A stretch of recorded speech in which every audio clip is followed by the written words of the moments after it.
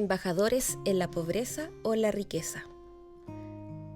Hace algunos años, al finalizar una charla sobre finanzas desde una perspectiva bíblica, una joven madre pidió la palabra y dijo ante todos que se sentía mal por guardar dinero. Ella creía que juntar recursos era una demostración de egoísmo, codicia y falta de fe en Dios. Más tarde constaté que ese pensamiento no es poco común entre los cristianos. Mientras que algunos simpatizan con la idea de enriquecerse y prosperar, incluso haciendo uso de promesas bíblicas, otros valoran la abnegación y el desprendimiento, dando poca importancia a las cuestiones materiales. Pero al final, ¿quién está en lo correcto? El profeta Isaías describe al Mesías como una persona sufrida, despreciada y rechazada. Isaías 53:3. Jesús se describe a sí mismo como alguien que no tenía ni siquiera un lugar donde recostar su cabeza. Mateo 8:20.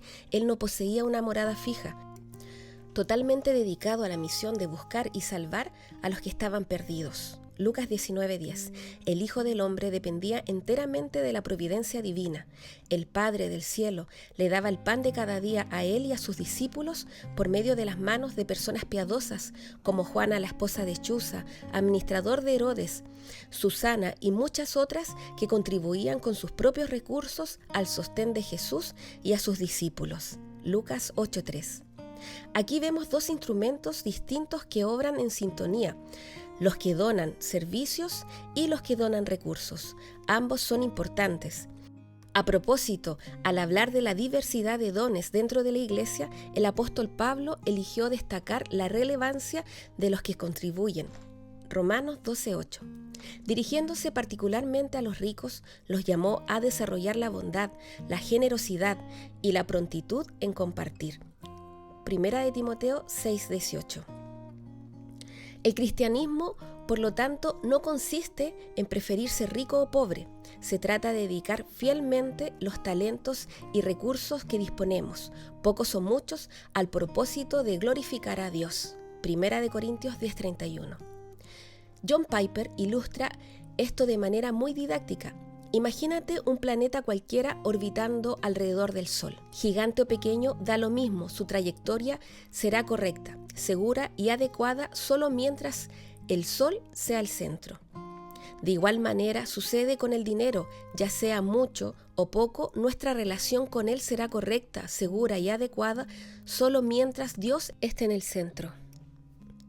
De lo contrario, zigzagueando fuera de órbita, el dinero despierta en nosotros sentimientos como la codicia y la ganancia y llega a ser la moneda del orgullo, de los bienes y de la deshonestidad, ansiedad, robo, soborno y fraude. Cabe recordar que todo recurso obtenido por medios dignos y honestos es una bendición de Dios, porque es Él quien nos da la fuerza para adquirir riquezas, hace prosperar nuestros emprendimientos y nos da abundancia de bienes. Esta habilidad para adquirir riqueza, afirma Elena de White, es un talento precioso si se lo consagra a Dios y se lo emplea para promover su causa. La misma autora incluso afirma que el deseo de acumular riquezas es una propensión original de nuestra naturaleza que fue implantada allí por nuestro Padre Celestial. Fines nobles. Necesitamos entender que acumular, en el sentido de juntar y almacenar, no es necesariamente algo malo o negativo, depende de la finalidad. Recordemos el ejemplo de José. Él aprovechó los años de abundancia para prevenir contra los años de escasez. Juntó en los almacenes del faraón grandes cantidades de grano, tanto como si fuera arena a la orilla del mar. Al final dejó de registrar las cantidades porque había tanto que resultaba imposible medirlo. Génesis 41:49. ¿Fue malo lo que hizo José? ¿O estaba tan solo obedeciendo la instrucción que recibió del Señor?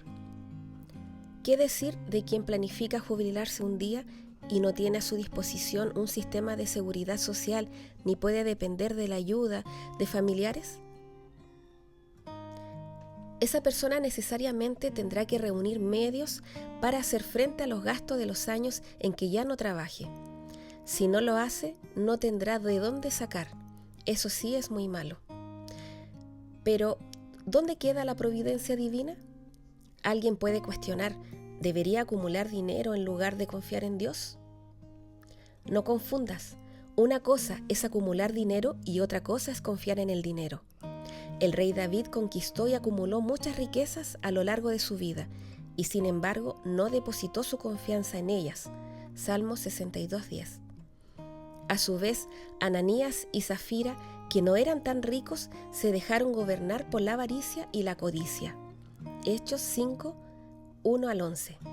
Aunque el dinero nunca debe ser el centro de nuestra vida, se espera que trabajemos con diligencia para obtenerlo y poder vivir con dignidad, sin depender de los demás y sustentar a nuestra familia e incluso ayudar a los padres y a las madres, ancianos que eventualmente necesitan amparo. Primera de Tesalonicenses 4, 11 y 12.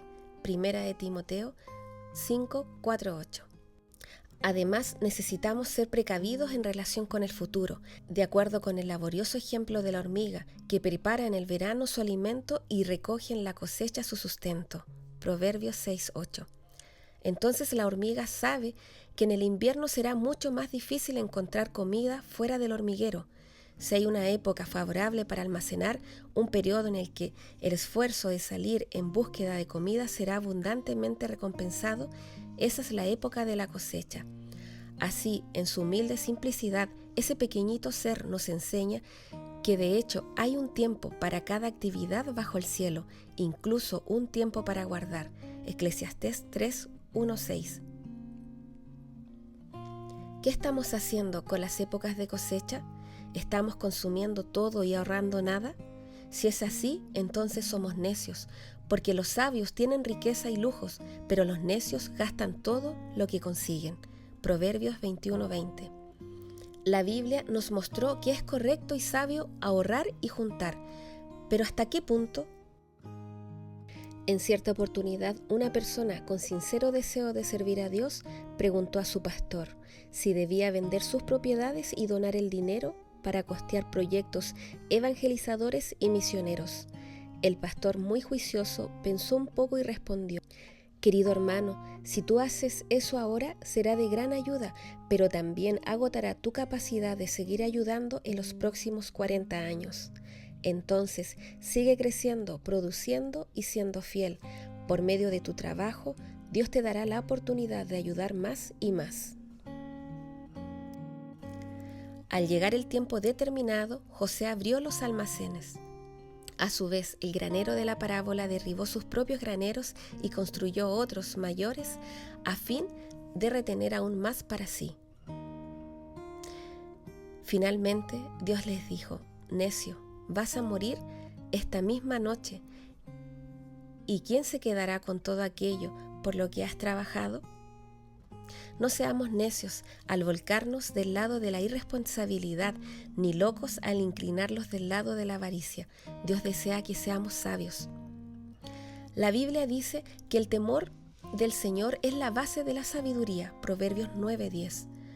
Así, si deseamos ser sabios, necesitamos primero comprender lo que significa temer a Dios. Todos los que temen al Señor odiarán la maldad, el orgullo y la arrogancia, la corrupción y el lenguaje perverso. Proverbios 8:13. El que teme al Señor se deleita en su ley, y en ella día y noche medita, y llega a ser como el árbol plantado a la orilla de un río, que cuando llega su tiempo da fruto y sus hojas jamás se marchitan. Todo cuanto hace, prospera. Salmos capítulo 1, versículos 2 y 3. ¿Te has parado alguna vez bajo la sombra de un árbol de mangos, de una higuera o de una guayaba? ¿Qué sucede con el fruto cuando está maduro y no se cosecha? Simplemente se marchita y cae.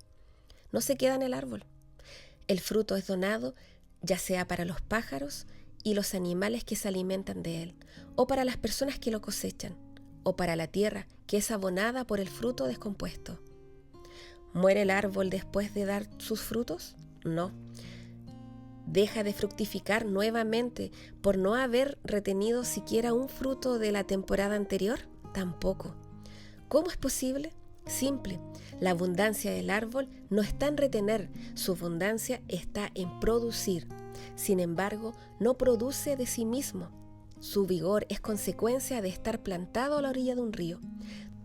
Del mismo modo, nosotros solo seremos extraordinariamente abundantes si permanecemos en Cristo y recibimos su poder para producir y fructificar, porque sin Él no podemos hacer absolutamente nada. Juan 15:5.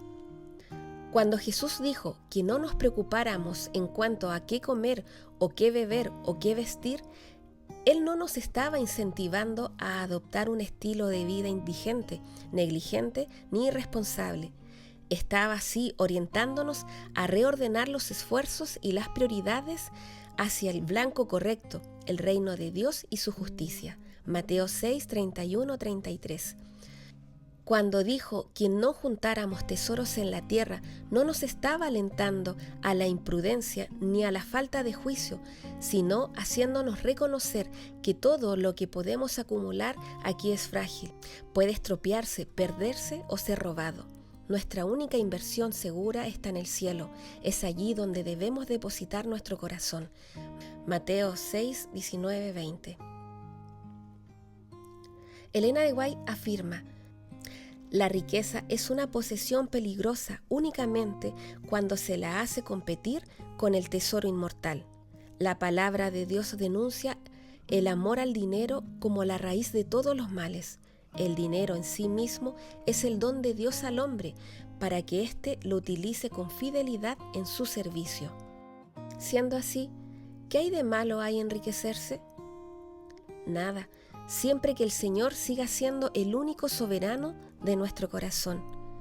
Esta elección diaria, sin embargo, es más difícil para el rico, que está constantemente tentado a confiar en sus riquezas en lugar de confiar en Dios. ¿Sería entonces más seguro elegir la pobreza? Me pregunto si alguien podría tener este tipo de duda. En respuesta, usaré otra cita de Elena de White. No podemos hacer que el corazón sea más puro o más santo cubriendo el cuerpo de cilicio o privando el hogar de todo lo que proporciona comodidad, gusto o conveniencia. Cabe recordar que entre los héroes de la fe conviven ricos y pobres. El punto en común entre ellos no tiene que ver con el nivel económico, sino con reconocer que eran extranjeros y nómadas aquí en este mundo a la espera de un lugar mejor, una patria celestial. Este no es nuestro hogar. Dios nos llama para que seamos embajadores del reino, representantes fieles de la patria celestial, cuyos principios y valores deben impregnar todas las áreas de nuestra vida, incluso la financiera. A fin de cuentas, como ciudadanos comunes de este mundo, al final moriremos con él, ya sea que tengamos mucho o poco dinero.